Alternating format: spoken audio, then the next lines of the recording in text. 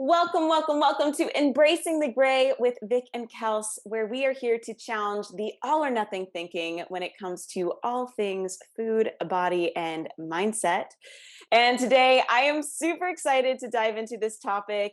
I'm a little bit of a nerd when it comes to the idea of manifestation and visualization and our ability to create our own reality. If you don't know, and if you're on YouTube, that's actually what my tattoo says. It's a Viking symbol on my wrist. That means create your own reality. And today we are going to be talking about a very specific piece of the law of manifestation, and that is the law of detachment. So I'd love for you, Miss Vic, when I first brought up this topic, what were some of the thoughts that came to you? Um, I'm excited to talk about it. I It's funny, your brother and I have had many conversations about manifestation and law of attraction and all of that stuff. So, I don't know where I stand on it exactly, but I do once I started reading about law of detachment, I can see how it just kind of is there. It is. um Without it having to have a name or a label or whatever attached to a certain concept. Mhm. So I'm excited to talk about it. For sure. And I mean, for me, y- you can call, for me, I like the idea of manifestation in the sense that it can be a little bit woo woo, but it also is just, for me, if you look at the psychology of Mm. things, right? There are scientific things that can go alongside this woo woo ness, so to speak. And the law of detachment is, I think, really, really important. And the biggest thing that I want people to walk away from today is that the law of detachment is releasing or letting go of the outcome, or letting go of your need to control Mhm. everything. And the whole idea is that, like, especially when it comes to food, so many of us struggle with food or are constantly hopping on the next diet or the next challenge or the next whatever. The biggest thing I hear from women all of the time is, I just don't have enough control over my food. I can't control myself around certain foods. And so that's what we do, is we are constantly trying to go on a diet. We're constantly trying to track every calorie, track every macro so that we have control. This is why people struggle with anorexia, orthorexia, and then obviously then our bodies can end up, you know, coming out and causing us to then have physical hunger or have increased cravings. Like, there's a whole bunch of biological and psychological and neurological reasons that we can then go into, a say, a binge or overeating, or then feeling out of control with food. And a lot of times those are physiological drives, our body is literally just trying to get us to survive. And I think the biggest thing that I would like, that's the other thing too, just another point on control. Oftentimes, and I want people to understand or think about this for themselves, oftentimes when we find ourselves really nitpicking at our bodies, when we find ourselves really feeling frustrated with our reflection in the mirror, or really just feeling uncomfortable in our skin, I want you to take a moment and pause and ask yourself, is there something else in my life right now that does not feel like it's in my control? Oftentimes, we will turn to our body and trying to change the way our body looks or our physical appearance because it feels like something we can control. And I remember specifically, I had a client I remember it was back in March when the Ukraine war was just about to, or was just starting, or the all the unrest. She lives in the UK, and she kept coming to me and she's like, I am just really uncomfortable in my body right now. I can't stop thinking about it. I feel like I've backslid with all my progress.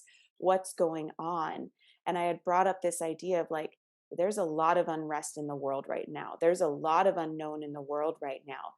Is there any piece of this that maybe you trying to focus your energy on trying to control your body is a way of you to cope with what's going on? And so I to bring that all back to this law of detachment, it is the idea that we have to let go of our desire to want to control everything, to want to control exactly how things happen and exactly the result or outcome. I am in no way saying that you need to release your intention or your desire or the wanting to have changes in your life or improvement or wanting to say lose weight or wanting to say look a certain way. I am not saying that, but I am saying you have to let go of control. Mhm. And I think, like, I mean, I there's many different ways that you can apply it or think about it, but, like, I when I was at my highest weight, like, I couldn't even, like, fathom what an outcome would be. I knew that it was gonna be something, where my body was at a healthy weight, but, like, I couldn't. And so when then I was like, "Oh, okay, a healthy weight. Well, what would that look like? Like, what weight would I be? What would I look like?" And I was going down this rabbit hole of, like, what that would be. And it's almost like, once you if you can allow yourself to detach from, this outcome or this, like, idealized version of you, then you can actually start putting your head down and start working, because we can get so, like, when I think of detach, I think of, like, that physical separation, that emotional separation, separating, knowing, like, yes, that's something, yeah, that I eventually want or desire, but I also need to remove myself, because we as humans are emotional beings, and a lot of our decisions and our habits and a lot of those things are based on, which way we're feeling that day. But to really kind of just put that stuff aside, and to kind of just let things go. Yes, let things go, but if you are I mean, I was thinking yesterday when I was reading about law of detachment and stuff, like, you lose your ability to be a more resilient person if you're trying to control the outcome. Mhm. So, you know, last year when shit hit the fans at the hospitals, and if I would have been like, no, I'm staying, and I went to school to be a nurse, and I'm always going to be a nurse, and I'm going to be an ER nurse, and, like, I was in my dream job, like, all of the things. If I would have attached myself to that outcome, I probably would not be here today where I've gotten myself to, because I barely had time to do anything, and I was on night shift, or, well, at that point I was on day shift, but, like, I was just running on empty.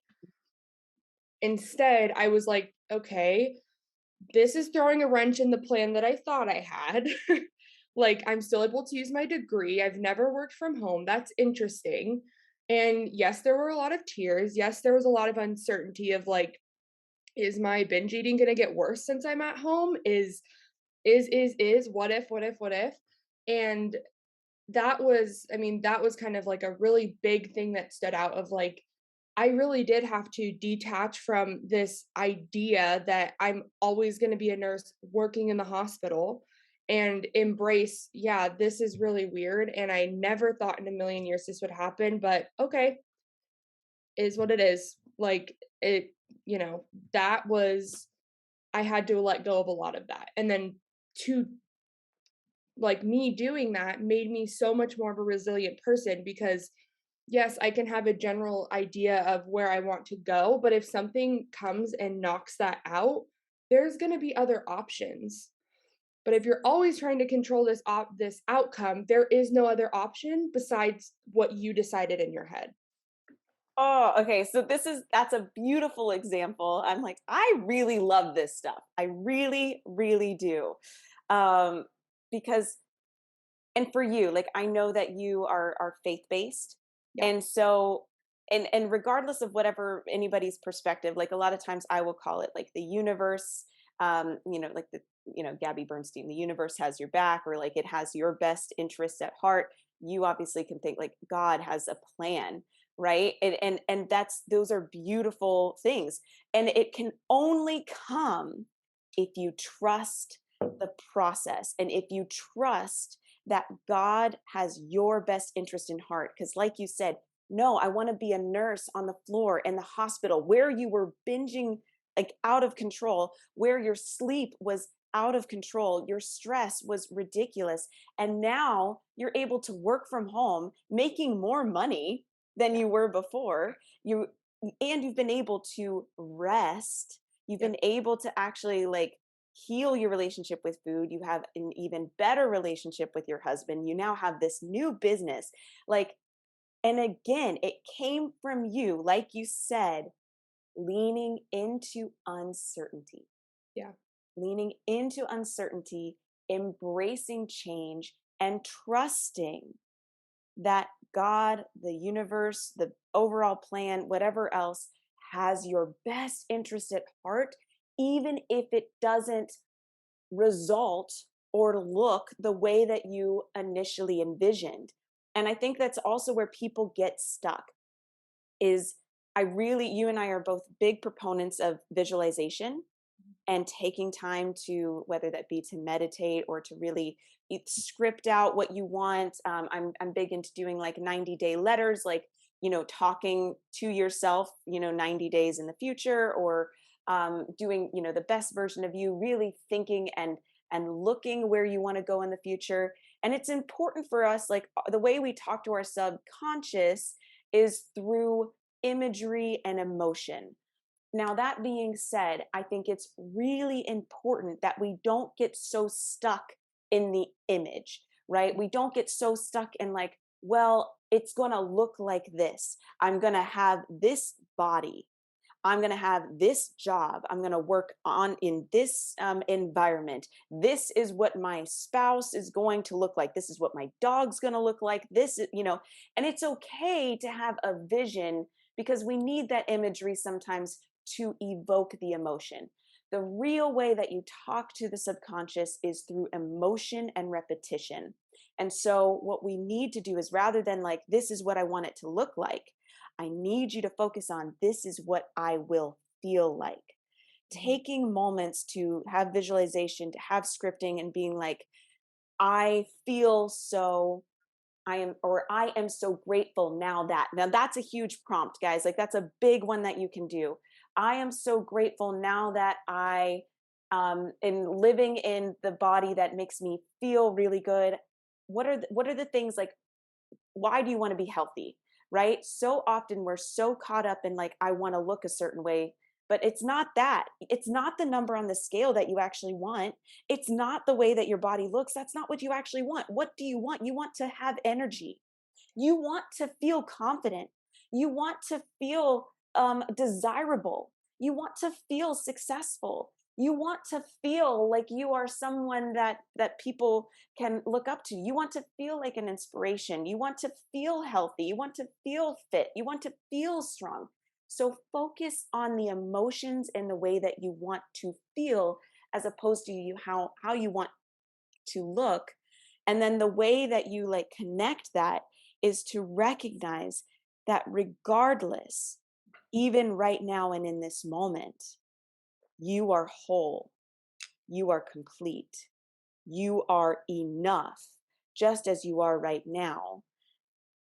And you getting to that point, while those are things that you want, they aren't going to help you feel more enough. They aren't going to help you feel more um, complete or whole. You are whole now just as you are, because you are a beautiful child of God, just because you are a human being, just because it is. Mhm. You just are. Oh, the lovely inside joke. Um, I think that I had an interesting experience thinking about, well, the other day I went to the gym, did my body scan, yada yada yada.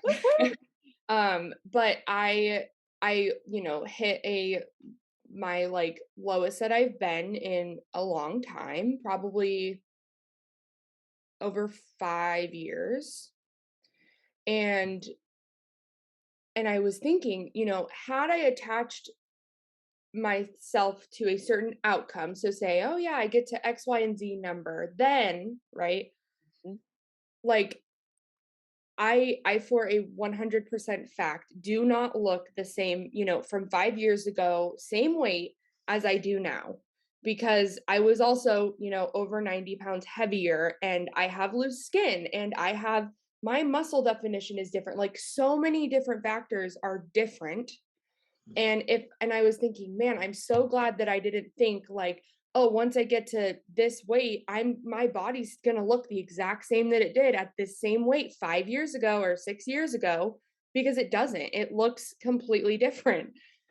Whether I like it or not, right? It's just it is. And there was just like this sense of I was so thankful that I wasn't connecting, once I get here, then it's going to look like this, or like maybe this will go away. And I had this just reality of, yeah, I put my body through some shit for a long time, and it, it went through it, and it's now like trying to heal itself. But it's also like, hey, how long are you going to keep this up? Like, is this a forever thing? Are all of those things? And it's not going to look like this, picture in my head of what I think. And so it was just an interesting thing to think about after getting my body scan, being super excited, and, putting on muscle, losing fat, all the things. Um, Which again, like if anyone's ever like if they're listening to our podcast consistently, a couple months ago you were stalled out and my God. frustrated. I went to the doctor yesterday, and because I check in with this woman all the time, and she's like, "Man, like that was a long period of you just having to stick with it." Yes. Oh, Like, I mean, I'm talking since like April of yes. not seeing anything. And I mean, you can like look on my little health app, like weight trend thing. It was just like and so I was just like, okay, just stick with it. Like, man, if you can only imagine the type of person you become when it's like, okay, hello, like where is this at? Like where are you at? Like metabolism, and to just be able to still put in the work, it's a lot. It's cool. It's a big deal. Like I'm like I get so excited. If anyone's watching the YouTube, they're like, Kelsey's like crazy. But it's a really big deal because guys, it is September. It is if you're listening to this, it's September. So from April to September, Victoria did not see any changes to her weight. Put that into perspective. Understand how frustrating that Mm, has been. And yet, recognizing that she couldn't get into this space of having to change anything and scramble. So that's the problem.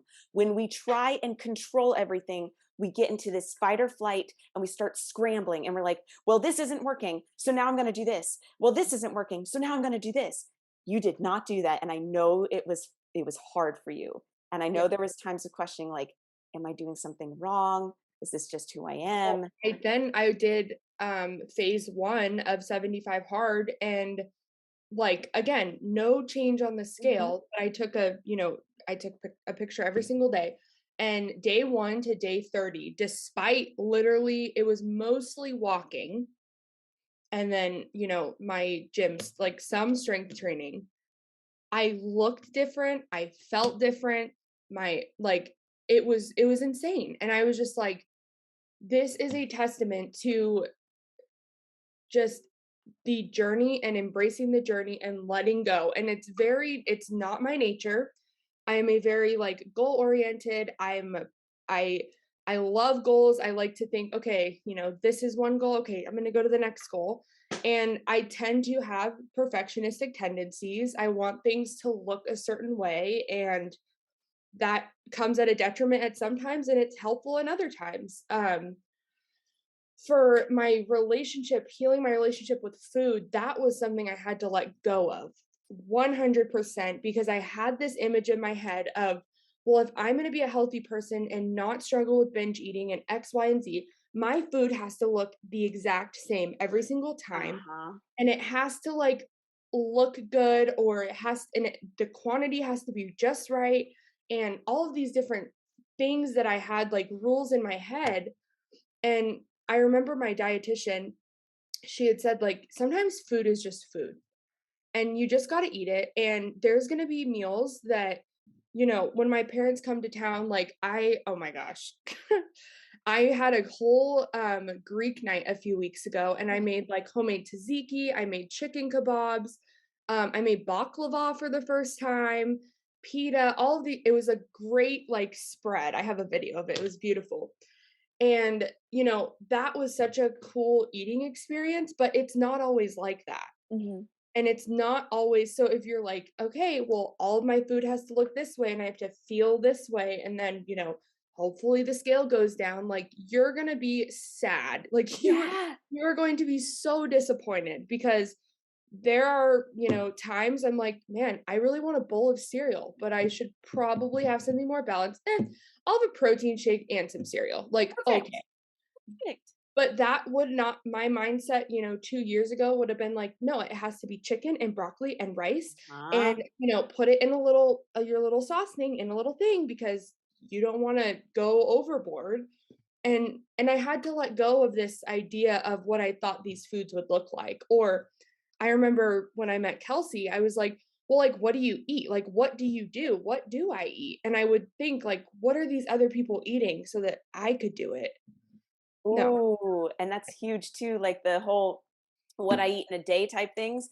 Guys, by the way, just this is a little tangent side note, like I think what I eat in a day videos can be helpful to give you some idea, depending on the person. They can be helpful to give you some ideas on recipes or things to do.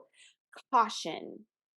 If you are watching what I eat in a day and they start with a body check, if they start with their like, look at my body, look at who I am, look at my abs, they lift their shirt and they're like, this is what I eat in a day. Just turn it off. Don't even worry about it. Go watch Because the Abby Sharp video because she'll oh gosh, read she will. me. Oh yeah, Abby Sharp is an amazing. Like we should put her YouTube channel. We should totally like. She's a registered dietitian in Canada, and she will destroy these influencers. But the whole thing is, guys, like, remember, okay, like, let's take that for a moment. Like, if Victoria is looking, oh, I wonder what Kelsey eats. I'm going to eat just like Kelsey because if I eat just like Kelsey, then I will look like her. No, you won't.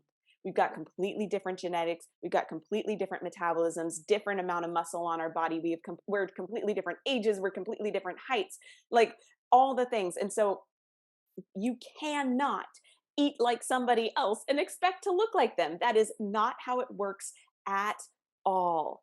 At all. And this is why, like, exactly why in our Rediscover You Free program, we deep dive into what a balanced plate actually looks like. We talk about the hunger crushing combo. We talk about finding ways to add rather than restrict. Just like you said, I really want a bowl of cereal right now. That would be the most satisfying thing. And you know that if you didn't let yourself have that bowl of cereal, that you would just be like searching for other things, just and you'd be eating all of these other things and you'd probably get overly full until you finally say, F it, whatever, I really just want this bowl of cereal. Where instead you're like, no, I really want the bowl of cereal. I just know that it will not make my body feel its best if I only have the cereal. So I'm also going to make sure I have some protein so that I'm both satisfied and satiated so that I can move on with my life and not think about food for the next 3 to 4 hours. These are the things we teach you based on your own personal preferences rather than trying to be perfect, quote unquote, whatever that is, or trying to follow whatever someone else is doing and their own preferences and their own whatever. So, just a little side note on those. And I think you've really reminded me of, again, I'm going to bring him up because I have like a crush. uh, so, Alex Hermosi had a video yesterday or whatever else, and it was talking about time horizons, which I know he talks about, and something that I think the law of detachment can really go hand in hand with, right? So time horizons are this idea of like it may not happen as fast as you want it to. And he asked this, he was talking about money, but I put it in the context of like of weight, right? And so if you're asking how to lose weight fast, you're asking the wrong question. Instead, you should be asking, how do I lose weight for good? How do I guarantee that I will never need to lose weight again? And if the way that you do that, and the way that you do that is to expand the time horizon, and you think, how can I do this in a way that I can sustain it forever? That is the key.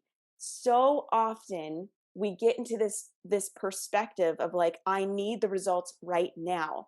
I need it, like I have this event coming up. I have Christmas coming up. I have whatever, I don't know, whatever event. We just had Labor Day.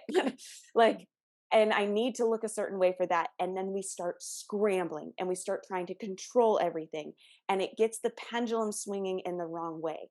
Whereas if you can ask yourself, and I had read that woman's she was like, what can I actually sustain? I did that in last episode talking about, failure.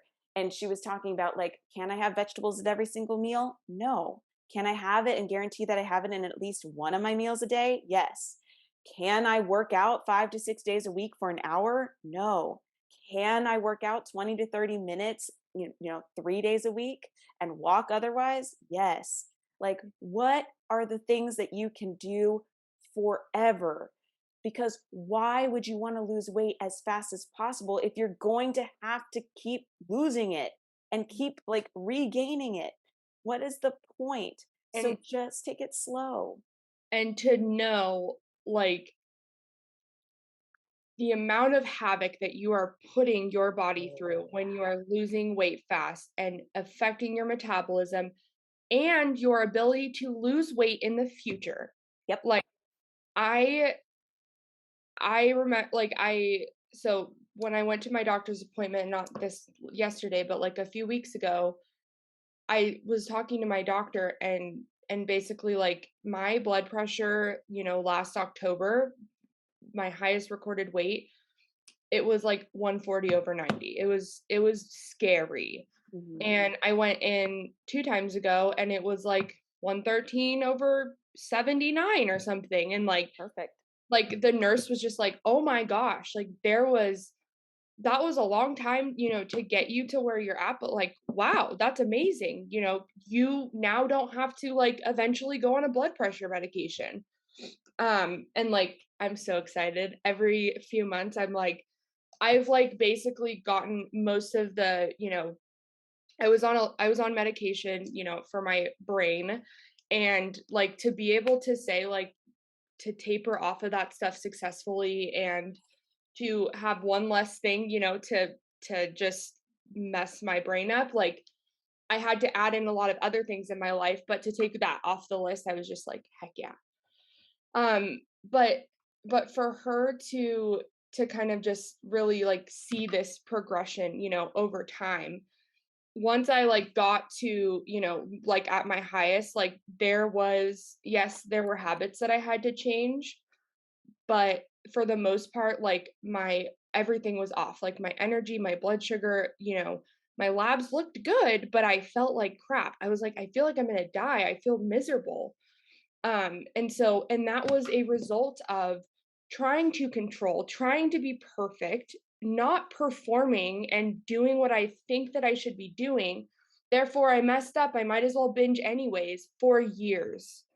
And then sprinkled in there were times where I would obsess over macros, I would do keto, I would try different challenges, and it did nothing but destroy my metabolism, my ability for insulin, like my pancreas on a physiological level, my pancreas to secrete insulin so that it can pick up the glucose and use it for energy. Like, you are I think of like at the beginning of the year, I started 75 hard and it scared the crap out of Kelsey because, yes, it looked like I was jumping to that next thing. But if you're going to start detaching yourself from this outcome, you need to start asking yourself why you're starting this stuff in the first place. And so for me, I was like, man, it's been so long since, I mean, not even since, like, I've never truly showed up for myself consistently for whatever that looks like for you, for me, like on a regular basis. And so I'm going to do this. And part of it's follow a diet. Well, funny, I don't follow diets anymore. So I'm going to eat according to my hunger and stop when I'm full, blah, blah, blah. But like, I had to start there of like, why am I doing this? Because it was a long 75 days. I got sick more than I've like, it was crazy. Mhm. I was sick like 3 times, my husband and I both. And it was all for the sole purpose of showing up for myself. Yes, I did lose weight, but it wasn't a super fast, like all at once. And I've also been able to maintain that and keep it off. But it wasn't like, oh my gosh, this is gonna be the thing that I'm gonna get to my goal weight.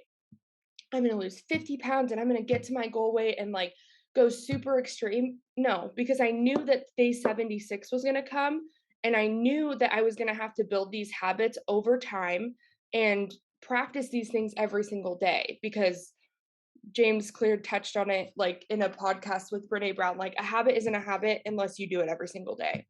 So are these just things that you're doing to fill your time or are these things that you're gonna do for the long term? 100%. No, and it all comes down to the intention. Again, like it for me, I really want to reiterate like when you did 75 hard, yes, I did like shit a brick, but that's okay. I was just really concerned, not because like I'm against the things, like the habits that he has for the most part are great. Like reading every single day, making sure that, so the whole idea of like 45 minutes of working out like twice a day, not that that's at all necessary, but when you can put it in the context that that could literally just be a 45-minute walk, like, and it gets you outside, like, there are beautiful things to it. My issue was number one, the diet piece, right? Because it says you can't have a cheat meal. And my whole thing, again, I will always say this, guys, think of a diet like a relationship. And if you have to cheat in order to stay in your relationship, it's probably not the relationship for you. So, same thing for your diet. If you feel like you have to cheat on your diet, then it's probably not the diet for you.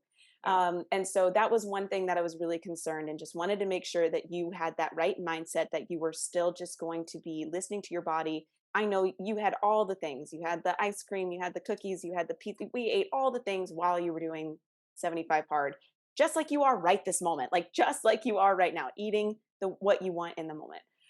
Not that that's all you eat, guys, just so we're very clear. Like intuitive eating is not just like eat crap. Like it's eating nutrient dense foods most of the time because it's about eating in a way that makes your body feel good. And I promise you, you eating ice cream and pizza every single day will not make your body feel good. Um, but anyway, the other thing too was to just kind of like make sure that you weren't in that all or nothing mindset. That is my big concern with things like 75 hard, especially if you are what I would call a recovering perfectionist and you are working to get out of that all or nothing thinking, right? This podcast is called Embracing the Gray for a reason. And so, like, my issue sometimes with things like 75 hard or whole 30 or whatever it is that the moment you mess up, now you are a failure and now you have to start all over. And so that was just my concern, making sure that you had the right perspective. But again, your intention was not weight loss. Your intention was, can I be someone who shows up for herself? It was about you, what is this, like raising your self concept and becoming a new person, having a new identity, and then getting the evidence and taking action to prove that you are indeed that person. And it's just like you said too, like if it was about a goal weight, like technically, like you said, you're at your goal weight in some way, shape, or form, like where you thought you wanted to be or thought you could be. But obviously you're gonna keep going, you're gonna keep moving, and like, and it doesn't look exactly as you imagined this weight would look on your frame. And Yeah. so the question I always ask people, like, because they're like, well, I really just want to, I want to lose 20 pounds. I really want to five, whatever it is. Why? Why is that your goal weight? Is it because you think like, I know a lot of people, they want to get into wonderland. Do you think that like health, like the healthiest, and I know we've talked about it. I think you've even said like, I don't know if I see myself Yeah. being under 200, who knows what that would look like. Yeah. But on your frame, that may not be the healthiest weight for you. What is it about that particular weight? Was it the weight that you were in high school? Was it the weight that when you got married? Was it the weight? Why does that number, why are you so stuck on it? And reminding yourself that it's actually not the number that you're wanting, it is the feeling, Mhm. it is the emotion, it is the confidence, it is the feeling enoughness. And reminding yourself that you can feel enough now, you can feel whole now and still work towards those things. But just know that that number is not, it's not going to do it for you. It's not going to get you there. Yeah, and detaching yourself from the outcome, it really does put you in the moment, in the present moment, and living in like, what am I doing today? Like, what can I do, to evoke those positive emotions? Like, I remember being like so, so, so depressed, going into one of the first treatment centers I went into, and like, I mean, just it was so bad. I couldn't even, like, will myself to do most just, like, everyday things, and my therapist had just said, "What is something that you've done that I couldn't even think of, like, things that would be fun to me. I was just like, Mm, "Okay." But what are some things that you've enjoyed in the past that you can implement that aren't gonna make you feel good in the moment, but you might get a little sense of, "That was nice." Like, and so building those things into your life, whether that be a walk or, having dinner with the family, like whatever that is for you, time with your husband, time with whatever, like doing those things and knowing, yeah, it might not be the outcome that you want or the emotion, but it might come later and you're going to be adding, it was like a little positive emotions box, and you're just putting these little deposits in, and with time those things will, like, you'll get your return on investment basically. um I I wanted can to. wait. Oh, sorry, just real Oh quick. no. Like, I'm going to put this out there for people. Like, I really want them. I ask this question a lot, and you should see the faces people have. They're just like, what brings you joy? Mhm. What brings you joy? What is a hobby? What is something like, I know you and gardening was the cutest thing. Yeah, Like, I killed all my plants when I traveled, but it's oh, that's fall okay. harvest is coming. It's coming. It'll be fine. I'm gonna plant for winter. Time horizons. Yes. um, but like legit, like what are things that bring you joy? Is it photography? Is it playing an instrument? Is it reading? Is it walking? Is it like just, I think so often we go to our, oh my gosh, we get so stuck in this rut of like, I just want to relax. And like, so then we get into this place where in the evenings, it's, I just want my glass of wine. I just want to eat chocolate or eat my snacks. I just want to binge on Netflix or whatever the show is, or scroll on social media or watch YouTube or whatever. We just get into this thing. And we think that those things bring us joy, and really what they are is just like, and I'm not saying that there's not, like, it's not nice to like go and watch a movie or do those things, but like when we're doing it repetitively, a lot of times it's us just like not actually like dealing with emotions. It's really kind of just us avoiding or distracting ourselves from the present moment. But just really asking, like, when was the last time you asked yourself, like, what brings you joy? What is play? Like, what is, like, I don't know, what's something you've always wanted to learn? And how can you sign up for, like, I'm taking salsa and bachata lessons tonight, like, I which love is super fun. And it's just, it's like, anyway, I just put that challenge randomly. What is something you enjoy, guys? And the other question there, are there things that you are doing or that you would say, I will do that when? Mhm. I will do that when I have the body that I want, or when I look a certain way, or something that I have said, when I make a certain amount of money, when I have a certain amount of clients, when I have whatever, then I can go live my life. Then I can do the things that I enjoy. No, no, no, no, no. Like, and I'm not saying be like frivolous and ridiculous and whatever else, but you are allowed to enjoy yourself. This life is short. Mhm. Stop waiting and postponing living it until you get somewhere, because you have no guarantee if you're going to get there. Enjoy the journey, now? So I found a little thing, we'll put it in the show notes, but it's like a little law of Oh, detachment, yes. 1, 2, 3, 4.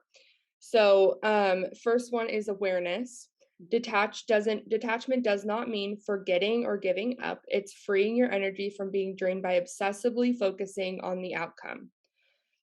Desperation energy clouds your energy or your clarity and energy from being in receiving mode because you're so preoccupied with like nitpicking and trying to, control. Two is surrender your plans, give the universe space to work. Sometimes what you want isn't what you need. Try your best, but also make room for what is your highest and best interest. Three is letting go. What we desperately cling to or chase after is repelled from us because we come we come with the main energy and intention of lack, scarcity, which is rooted in fear. Fear is a low vibrational energy that slows everything down. And then four is stay grounded. So stay grounded in your why, place your energy on the feeling and expecting the highest good to manifest before the outcome. This keeps your energy sorry. This keeps your energy grounded and confident energy rather than needy energy. So, I love it. I love those 4 steps. Can you repeat just the 4 steps? yep. Letting awareness, making room, letting go, staying grounded. So, awareness doesn't mean you're giving up or forgetting. Making room, you're surrendering these plans and things that you thought. Letting go, getting out of that lack, scarcity, fearful mindset, and then staying grounded is staying grounded in your why, and also kind of like reminding yourself of your intentions. So, 100%. I had like seen another one that was it just putting it out there, guys, like again with manifestation. A lot of reasons where like manifestation, law of attraction, where it gets like flack is like people just think like, oh, if I just think it, if I just want it, if I just visualize it, it'll happen. mhm, And Victoria and I are very much no, no, no. Like you definitely need to have your intention. I do want you to visualize it. I want you to script or think about what it would feel like to have the thing that you want. Really feel it as if it's already the case, right? And so that's part of where you were saying the awareness. Like so often we're so focused on the problem rather than focusing on what it would feel like to actually have like they can't even imagine. I ask this question all of the time to new people like what does life feel like when you have ease with food? What does life feel like when you feel confident in your body? What does that even like look or feel like to you? And so often they have no idea because they're so preoccupied with well like I'm just keep binging, I just keep binging, I just keep overeating, I just keep not keeping promises to myself. I'm just so lazy. Like they are so focused on the problem, they have no idea what the solution actually even looks or feels like. They've never even thought about it. So I want you to take some time and really think about what it would feel like to have what you want and like put yourself in that emotion because this whole like when we're only focusing on the problem all we feel is that lack and scarcity. And then I want you to write out like again, like if I were the type of person that had these results, what would I do? What mhm, would be some things that I could do that are sustainable, that are things that I could do forever, that I could enjoy the process of because I will have to do it forever? What would some of those actions be? And keep them small. Know that because it's going to be forever, you have time to build up on them, right? You can start with a 10-minute walk and then that eventually could be a 15-minute walk and then it could eventually become a 45 whatever else. Like you yeah, can start with 1 to 2 workouts a week, right? And it's okay. yeah, Keep it small, but actually take actions and ask yourself, how can I collect evidence that I am the type of person that would have the results that I want, right? Like, I am a healthy and fit person because I am someone I can trust because mhm, those are really, really important. Like, so definitely setting the intention, letting go of the outcome, and then just taking small daily actions to collect evidence that you are indeed that type of person worthy of the results you want. I'm gonna, when you were talking about the visualization stuff, I'm gonna attach the visualization that I did in phase one, that one that I sent you from, Yeah. oh, I don't remember her name. You mentioned her name. Lisa Nichols. Yes, it's like a 10-minute active visualization. And like I remember I was at the gym doing the hydro massage thing. It's like this Mhm. like water massage thing. I was in full blown like tears. Like could not stop crying just because to actually think of those things about myself and think about like in the future what that person would be like and to feel it in the moment, it was just chef's kiss. I love it. No, Yeah. it's putting yourself in that feeling. I'm excited. I'm excited for people. I'm not gonna lie, this has been one of my all-time favorite episodes to put together. I'm really passionate about this. Some affirmations to leave you guys with is I release control. Everything I want wants me, and it's already on its way. And then we can add those in the show notes for you guys as well. Absolutely. Have a lovely week, everyone. Make sure, I know that we've gotten some new like ratings by clicking the little 5-star review thing, but if you guys can leave a little comment, like a written review, that's even better because it's lovely to read and it also gives people insight into their experiences with listening to the show. We really appreciate all of you so, so much. Thank you Have for a being lovely rest of here. your week. Okay, Bye, bye. guys.